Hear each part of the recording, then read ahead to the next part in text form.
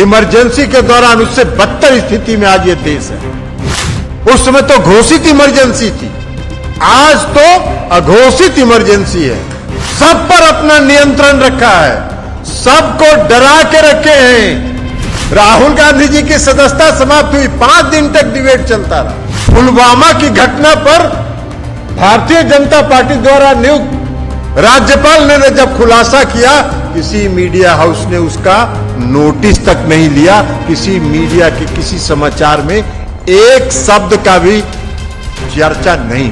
देखा चैनल है जिसके सामने हम खोजते हैं, अब उसका जो एंकर होता है वो चिल्ला चिल्ला के बोलता है, इस देश में हुआ कि नहीं हुआ, इस देश में धर्म का काम हुआ कि नहीं हुआ, इस देश में भगवान का नाम है कि नहीं है। यही काम आप डॉक्टर भीमराव अंबेडकर के सिद्धांतों को समाप्त कर रहे हैं। डॉक्टर भीमराव अंबेडकर ने जो संविधान बनाया उसका मूल आधार है, उसको समाप्त कर रहे हैं। भाई मीडिया तक को जब डरा के रखे तो बाकी किसका बात है। कर्नाटक में तो हाई पीच पर प्रधानमंत्री धर्म को ही कामनाथ फैला रहे थे, कहां वोट मिल गया। आज के दौर में और आज की स्थिति में ये सभी खतरे में, हर चीज खतरे में है। और इसलिए डॉक्टर भीमलाल कारक जी, आपके और आपके साथियों की जिम्मेवारी और बढ़ गई है कि आपको मजबूती के साथ संघर्ष में कूदना है और इस सरकार को उखाड़ के फेंकना है 2024 में। आज क्या है, आज लोकतंत्र कहीं बचा है क्या। हम लोग 1974 का आंदोलन किए, 1974 के आंदोलन में हम लोग जेल गए हैं। लोकनायक जयप्रकाश नारायण जी के नेतृत्व में जो आंदोलन चला, उस आंदोलन के भागीदार रहे हम लोग। जो परिस्थिति उस समय थी इमरजेंसी के दौरान, उससे बदतर स्थिति में आज ये देश है। उस समय तो घोषित इमरजेंसी थी, आज तो अघोषित इमरजेंसी है। कहा नहीं जा रहा है, कहा नहीं जा रहा है कि देश में आपातकाल लागू है, कहा नहीं जा रहा है कि किसी को बोलने की आजादी नहीं है, कहा नहीं जा रहा है कि किसी को वाणी की स्वतंत्रता नहीं है, लेकिन नहीं है। इसलिए लोकतंत्र खतरे में। जब लोकतंत्र में बोलने की स्वतंत्रता समाप्त हो जाए तो लोकतंत्र के लिए सबसे खतरनाक स्थिति वही होती है। आज नहीं है आजादी तो लोकतंत्र बहुत खतरनाक स्थिति में। और ये अगर सत्ता में रहे तो सारे जो इतिहास है इस देश की आजादी से लेके आज तक का सारा इतिहास ये बदलेंगे और अपने नाम से इस देश के आदरणीय प्रधानमंत्री जी सारा इतिहास करेंगे, ताकि आने वाली पीढ़ी जाने कि इस देश को अगर किसी ने देखा तो नरेंद्र मोदी जी ने देखा। अरे भाई, आप महात्मा गांधी को, बापू को भूल रहे हैं। आप डॉक्टर भीमराव अंबेडकर के सिद्धांतों को समाप्त कर रहे हैं।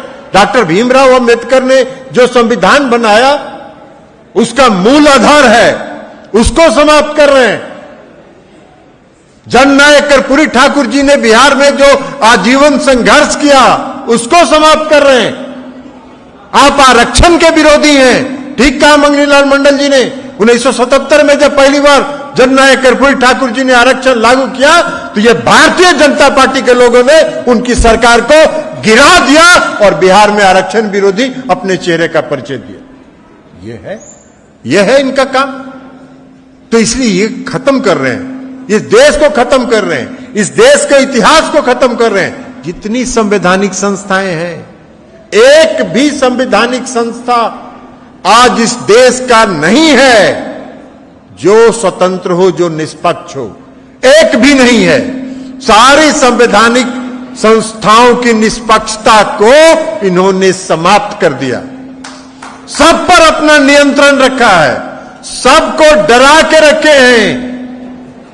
भाई मीडिया तक को जब डरा के रखे तो बाकी किसका बात है।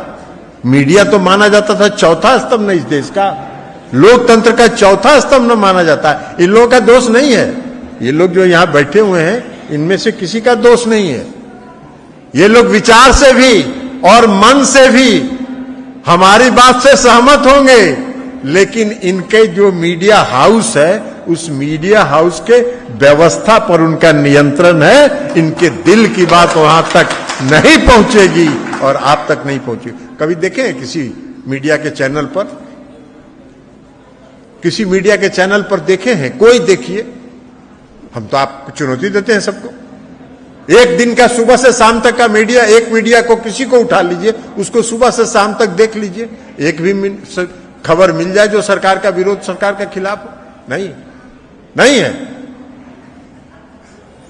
राहुल गांधी जी की सदस्यता समाप्त हुई, 5 दिन तक डिबेट चलता रहा। पुलवामा की घटना पर भारतीय जनता पार्टी द्वारा नियुक्त राज्यपाल ने जब खुलासा किया, किसी मीडिया हाउस ने उसका नोटिस तक नहीं लिया। किसी मीडिया के किसी समाचार में एक शब्द का भी चर्चा नहीं हुआ। क्या है? कौन सा मीडिया, कौन सा लोकतंत्र का चौथा स्तंभ है? समाप्त हो चुका है। हम इनका नहीं दोष है, अब बुरा नहीं मानिएगा आप सभी साथी, हम आपको नहीं मान रहे हैं, इसलिए कि आपकी ईमानदारी और निष्ठा आज भी है, समाज के प्रति है। आप भी देख रहे हैं कि सच्चाई क्या है, लेकिन आप भी लाचार हैं, करिएगा क्या? तो ये है, आज है ये बात, तो सारा खत्म हो गया। आजकल काम क्या हो रहा है? काम एक ही हो रहा है कि देश में कैसे धार्मिक उन्माद फैलाया जाए, यही काम होता है। एक आध दो चैनल है, हम नाम नहीं लेंगे इस चैनल का, उसका सामने हम देखते हैं कभी कभी कुछ एगो डिबेट चलाता है उसी धार्मिक उन्माद पर। तो कभी कभी न्यूज, या वो न्यूज तो हम देखते ही नहीं हैं, हम तो वो ये न्यूज वाले कुछ साथी जो यहाँ न्यूज वाले हैं, ये अपना न्यूज भेज देते हैं हमको व्हाट्सएप पर, तो वो भले देख लेते हैं, बाकी हम न्यूज नहीं देखते हैं। तो एक चैनल है जिसका सामने हम खोजते हैं, अब उसका जो एंकर होता है वो चिल्ला चिल्ला के बोलता है, इस देश में हुआ कि नहीं हुआ, इस देश में धर्म का काम हुआ कि नहीं हुआ, इस देश में भगवान का नाम है कि नहीं है। यही काम करता है, यही काम, ये बच गया है मीडिया का काम, ये है अब मीडिया का काम। इस तरह से इस देश में मीडिया चल रही है, तो कहां बचा, कौन सा लोकतंत्र बचा? लोकतंत्र का चौथा स्तंभ भी खत्म है, लोकतंत्र का चौथा स्तंभ भी खत्म है। लेकिन एक बात जान लीजिए, धार्मिक उन्माद फैलाने से लोगों को यह भ्रम जरूर हो जाता है कि हम धर्म की भावना भड़का रहे हैं, उससे वोट मिल जाएगा, उससे वोट नहीं मिलता है। अगर वही वोट मिलना होता तो कर्नाटक में तो हाई पीच पर प्रधानमंत्री धर्म को एक उन्माद फैला रहे थे, कहां वोट मिल गया, कहां वोट मिल गया? उससे वोट नहीं मिलता है। लेकिन इनको लगता है कि धार्मिक भावना हम फैलाएंगे, धार्मिक उन्माद फैलाएंगे, धर्म के नाम पर समाज को बांटेंगे तो हमको वोट मिलेगा। अरे सरकार बनती है काम करने के लिए, काम करने के लिए काम कीजिए और अपने काम के बल पर वोट मांगिए। आप इस 14 में इस देश के प्रधानमंत्री बने, आज 9 साल हो गया, 10वां साल में आप जा रहे हैं। आपको यह साहस नहीं है कि आप इस देश को बताएं कि आपने कौन सा काम इस देश के हित में किया? आपने कौन सा काम किया जिससे महंगाई खत्म हो? आपने कौन सा काम किया जिससे बेरोजगारी खत्म हो? आपने कौन सा काम किया जिससे इस देश की अर्थव्यवस्था नियंत्रित हो? नहीं बोल सकते हैं आप, नहीं बोल सकते हैं आप, इसलिए कि वो काम आपने किया ही नहीं, वो काम आप कर भी नहीं सकते हैं, इसलिए कि आपकी क्षमता ही नहीं है वो काम करने की। मुझको याद है, ये गुजरात के मुख्यमंत्री थे आदरणीय प्रधानमंत्री जी, और डॉलर का भाव, $1 का भाव जब यूपीए की सरकार थी, मैं भी लोकसभा में था, और स्वर्गीय आदरणीय सुषमा स्वराज जी उसमें विरोधी दल की नेता थी, जब $1 का कीमत 56 रुपए हुआ था, 56 रुपए हुआ था, तो लोकसभा में डिबेट हुआ था और श्रीमती सुषमा स्वराज जी ने, स्वर्गीय सुषमा स्वराज जी ने 45 मिनट तक भाषण दिया था देश की अर्थव्यवस्था पर और सरकार की गलत नीतियों पर।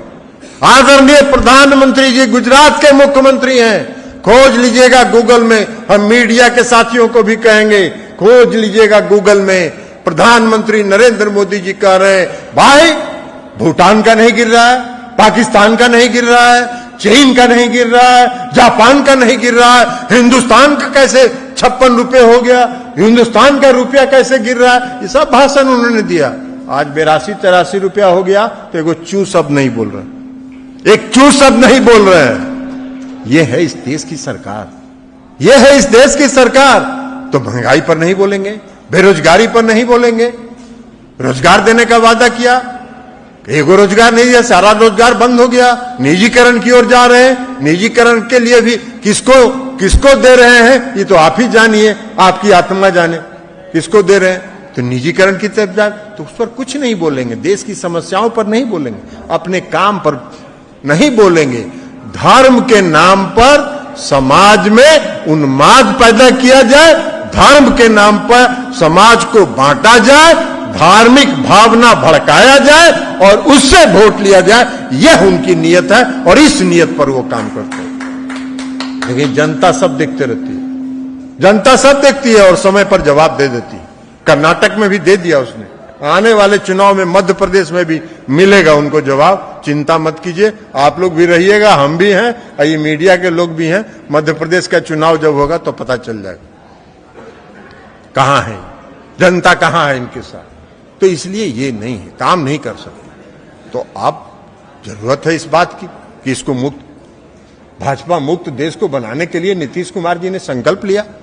9 अगस्त 2022 को उन्होंने महागठबंधन में शामिल होने का फैसला किया और तब से विपक्षी एकता की तरफ लगे हुए हैं। और 23 जून को बिहार में पटना में सारे विपक्षी दल के लोग आ रहे हैं, 18 पार्टी के लोग आ रहे हैं, इस देश के 18 पार्टी के लोग पटना 23 तारीख को आ रहे हैं। और 2 पार्टी जिन्होंने पहले सहमति, जिनसे बात नहीं हुई थी, डॉक्टर फारूक अब्दुल्ला जो जम्मू एंड कश्मीर के हैं, नेशनल कॉन्फ्रेंस पार्टी के, और पीपुल्स डेमोक्रेटिक पार्टी की जो जम्मू कश्मीर की महबूबा मुफ्ती शहीद हैं, इन दोनों ने भी सहमति दिया है, वह भी आएंगे 23 तारीख को विपक्षी पार्टियों की बैठक में शामिल होने के लिए। तो 18 पार्टी 23 तारीख को पटना में बैठकर आगे की रणनीति पर, 2024 की रणनीति पर विचार करेगा। तो माननीय मुख्यमंत्री जी विपक्ष को एक करने में लगे हुए हैं और हम समझते हैं कि हम सबों का भावना, हम सबों का नैतिक समर्थन उनको है, इसलिए पूर्ण सफलता उनको मिले। लेकिन एक बात हम बोल रहे हैं, अभी कौन खड़ा था जी, ये खड़ा हो जरा, ये अभी नारा लगा रहे थे देश का प्रधानमंत्री कैसा हो, नीतीश कुमार जी जैसा हो। नीतीश कुमार जी देश के प्रधानमंत्री के उम्मीदवार नहीं हैं। नीतीश कुमार जी प्रधानमंत्री के उम्मीदवार नहीं हैं। नीतीश कुमार जी भाजपा मुक्त देश के निर्माण के लिए आगे बढ़े हैं और विपक्षी एकता को एक करने में लगे हैं। आप लोग इस तरह का नारा लगाते हैं, इससे विपक्षी एकता को में रुकावट पैदा होता है। ऐसा कभी मत करिएगा।